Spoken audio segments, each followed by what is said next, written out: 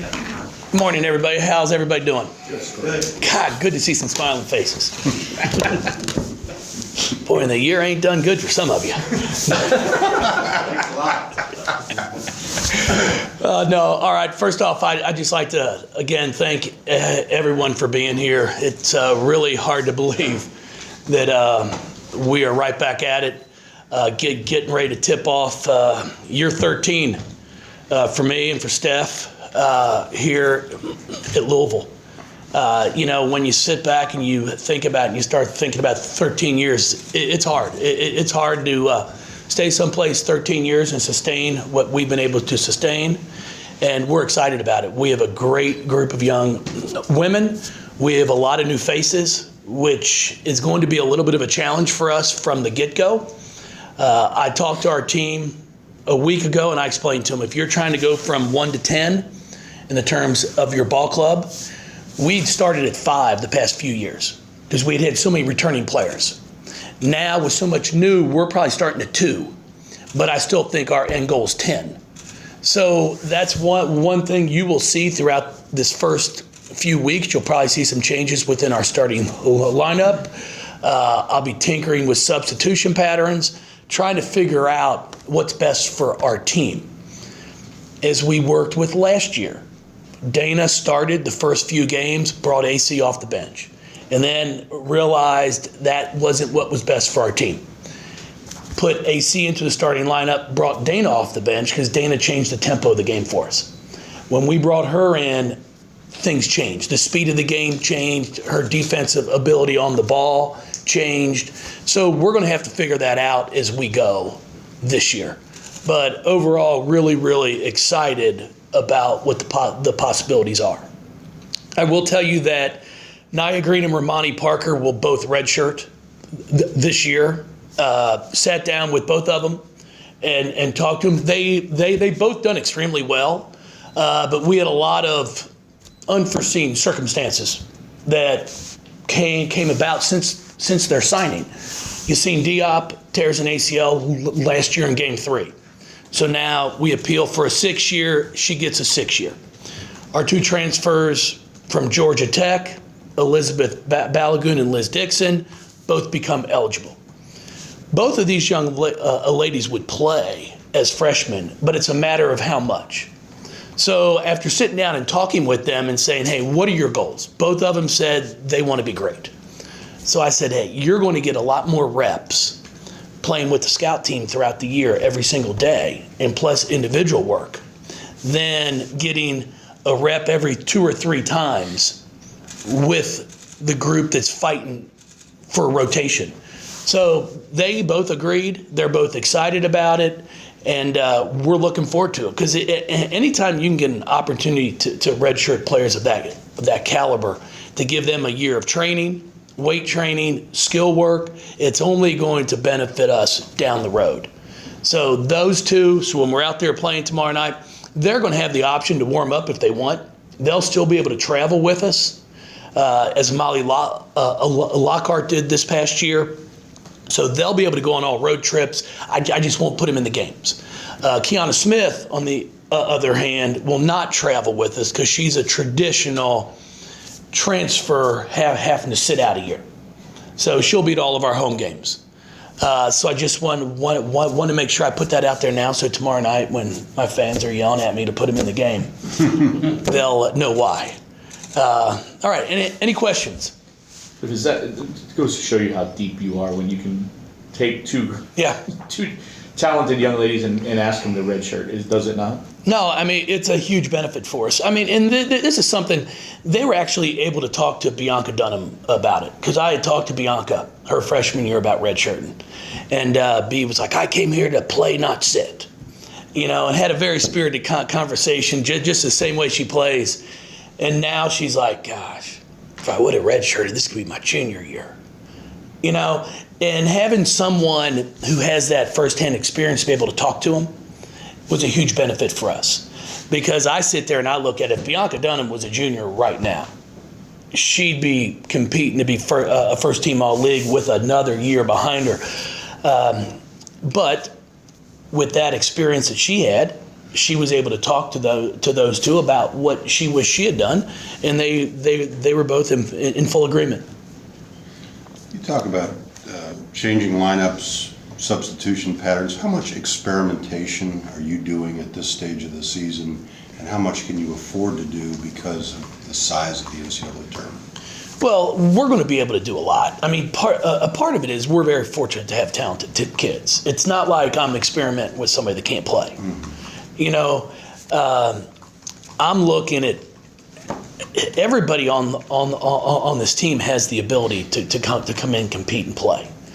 So now it's a matter of trying to figure out where everybody's comfortable. I mean, I go back to 2009. Keisha Hines, that basically was our starting center.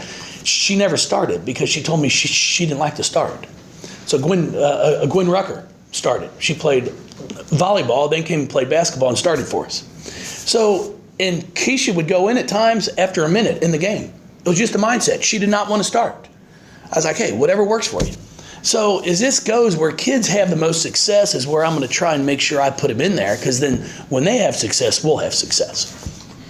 The team that you field in November, can you project to March and say, this is where I expect us to be, or is it's going to be hard right now? I got too many. Are there too many variables, or is this particular year with this cast more difficult?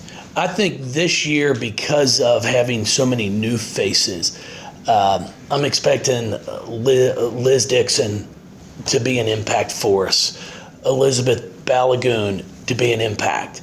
But it's a big change for them. You know, I kind of joked with them the other day. I think they were 18-13 last year in the ACC at Georgia Tech, and you know, I said, you all realize I think you lost more games in 1 year than we lost the past 4 combined. You know, so now there's a lot more expectations, you know, which they seem excited about. But at the same time, how are they going to handle it when we step out there tomorrow night and we've got hopefully 8,000 to 10,000? You know, I'm a huge believer that there are players that when the lights come on can play. And then I'm a huge believer there are some kids that can flat out dominate in practice. And then all of a sudden when those lights go on, it's not the same. So there's a few I'm waiting to see how are they going to respond to that. And then you've got Jasmine Jones. She's really worked hard this offseason. I've really been impressed with her. Bianca has gotten better. Kylie, Dana. I mean, it's going to be, you know, a lot of the same cast of characters, but at the same time, I'm looking forward to seeing what Mikasa can do, what Sagan can do. You know, Lindsay Duvall, some of ours that might not have gotten the amount of playing time that they would have liked to have last year, and now the opportunity is going to be there. Now they've got to embrace it. As the style of play, is it going to be similar or different? Similar, yeah, except for we won't be throwing it to Asia. That's one change. Or Sam, yeah. But no, I mean, we're going to play the same way. We're going to try and get up and down the floor, try to score in transition, try to create things off our defense. But yes, it will be the same. Is there more general learning this year then? There's a lot more learning. That's one thing that we have talked about. That's why I say we're starting at 2 and trying to get to 10, where in the past we've come in here and started at 5. The past 2 years, we could have played a full game the first day of practice. What about on your all's part? Oh, yeah. No, it's learning for us, too. It's learning, trying to figure out who do we want to have the ball with 15 seconds to go down 1. You know, in the past few years, we knew who that was going to be. At least going to try to make a play, either a shot or get it to somebody who's open. Now, who's that going to be? Is it Dana? Is it Jazz? Is it Elizabeth? And that's what we're going to start to find out. You mentioned when the lights come on, and you talked about Sam. Kylie is on Twitter, all puppies all the time. How have you seen her progress into that role that perhaps Sam filled for you last year in terms of aggression? Well, two different players. Kylie's never going to be Sam. Okay, Kylie, we're going to need Kylie to do what she can do well, and that's step out and shoot the 3. She's gotten better at scoring around the basket, but she's not going to be someone that's getting in there and banging, knocking somebody over like Sam would. You know, and that's what I've always said. We're never going to get another Angel McCoughtry, Asia Durr, Shoni Schimmel. or Sam Fury. My issue, what I need Kylie Shook to be the best Kylie Shook that she can be. And for Kylie, I think she's got the ability to make 2 or 3 threes a game for us and then score in the paint. And if she can do that, then, it'll be a big lift for us. You mentioned lineup and possibly changing. How difficult is it to even get one for the first game, and are you set on it yet? Yeah, I'm set on one for the first game. We'll go with Dana at the point, Elizabeth Balagoon, Jasmine Jones, Bianca, and Liz. Mikasa would be our first point guard coming off the bench, but right now she's nursing a shoulder, so she'll be a game time decision with her ability to play. And then Sagan would probably right now be the backup point guard, and then Norika would be the first wing that comes off the bench for us. And you got Western Kentucky, Yep. team brought back B, Renee, a lot of familiar players from last season. So how do you prepare for it? No, it's going to be a good game. D Givens in their center are 2 very, very talented players. D in our last 2 games, one was a scrimmage, and then last year I think she's had 38 and 22 against us. So we know she's very capable of playing. It's an in-state kid who this has got to be exciting for her. And then I've always been impressed with their Egyptian center. Just a bag of tricks, up and under. She never stops moving. They're going to look to get the ball up and down the floor, which is one thing that they've done since Greg has been there. And it's a good game for us. It's not a simple, we're going to walk down there and win. And that's not what we want. I mean, we don't want a game that we're just going to show up and win by 20. I want something to find out exactly, where are we at this point in time? And we'll have a few of those as we go through. We've got Murray on Friday, Central Michigan team that's been to the Sweet 16, then a Boise State team that comes back. I like our non-conference schedule because it's challenging. We've got a lot of mid-majors, per se, that are going to be in the NCAA tournament. And I'm just a big believer. If we can't win tomorrow night, I'd rather know now than our first ACC game. Because our kids, you don't want to give them a whole bunch of false sense of security. So I expect a really good basketball game. If you're down 1 with 15 seconds tomorrow, who gets the ball? Man, it's going to be, honestly, right now at this point, it will be determined by who's played well. I really think so. Where in the past, if Shoney was 0 for 10, it'd still go to Shoney. Right now, it'd probably be Dana Jazz. And if we have an advantage in the post, I'd try and get it into Liz. But it's just, it was fun to watch. I think a lot of our fans, I think they appreciate how good Asia Dur was. But I don't think they realize how difficult some of the shots that she made, and she made them look easy, are. Because, our kids, I joke with them all the time that they're finding it out. They're like, man, that shot she made wasn't as easy as I thought. But it's good for them. It's good. Every player, like you watch Lamar in the game last night, and I love the announcers when they're going, well, looks like a lot of NFL teams be looking for a quarterback like him. Well, there aren't many out there. I hate to break you the bad news, guys. He makes it look awfully easy. Yeah. When he turns a corner and you're like, it's going to be a loss of 3, and all of a sudden he gains 6. Yeah. It's pretty darn impressive. So, players like that don't come around very often. You mentioned last week about Norika off of the court. Is she better now on the court than you could have even imagined? And I know she's only been here, about 2 months now, I guess. She's been here about 2 months. I knew we had watched her on film, so I obviously knew she was good. But when we scrimmaged them with our U19 team over in Tokyo, when she was a part of the Japanese U19 team, and she scored 18 on us with, what's considered to be the best under 19 players in the U.S., I knew we had a kid that could play. She understands the game. Our fan base is going to love her.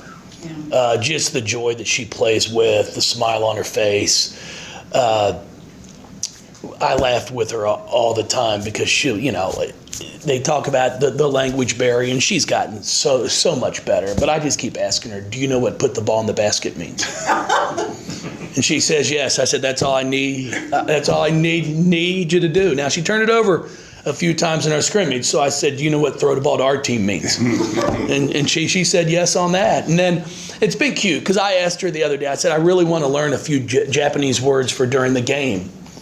So if something's going on, I make it easier. And I asked her, what's reverse the ball in Japanese? And she said, reverse the ball. And I was like, okay, well, I've got that down. And then I said, what's shoot? Like shoot. She goes, shoot. I said, okay, I've got that down too. So my Japanese is getting better by the day. Yep. Now, you guys are going to really enjoy her. And our team, I got to say, our team has done a wonderful job of embracing her. Because it's not easy. I mean, you're all international students.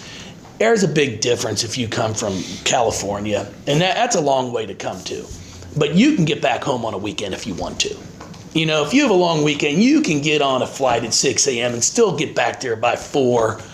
You're there Saturday, you're there Friday, Saturday, and come back on a red eye on a Sunday night if you need to. There is no jumping on a plane back to Japan for a long weekend.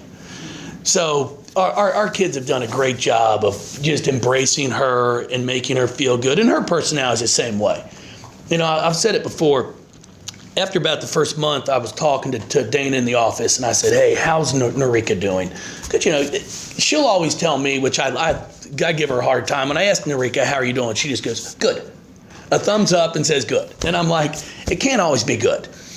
But Dana told me, she's like, Coach, Norika actually makes me want to be a better person because of how she treats everyone, how she approaches every single day. And I think that just speaks volumes for the type of person that she is. So we're looking forward to it. Should be a great night tomorrow night. Hopefully everybody get out and vote and then come out and watch us play and just make it a great night. And then cheer on the men too. When you're getting prepped for tomorrow night, trying to relax tonight, what's the current board game? You know what? We have a sick one at home right now, so we are trying to get one on the mend. But we have not been playing too many board games right now because we're outside. We're trying to get outside as much as we can before this cold weather hits, and then we'll figure out what the new game is. Sounds good. Yep. What were you for Halloween? Prince Eric. No, I was Prince Eric. your assistants. Oh, I was Prince Eric with Ariel and her sister, the mermaids, and then Dolly the dog was dressed up as a mermaid also. Oh yeah, we toughed it out, and we went out for about 45 minutes. That was cold. It was cold. I'm not gonna lie. I told our mermaids they might freeze. So, but it was a great night. A lot of fun. Hopefully next year we can have some good weather. But I really appreciate everybody. Hope to see you all out here tomorrow night. Thanks, Coach. Thank you.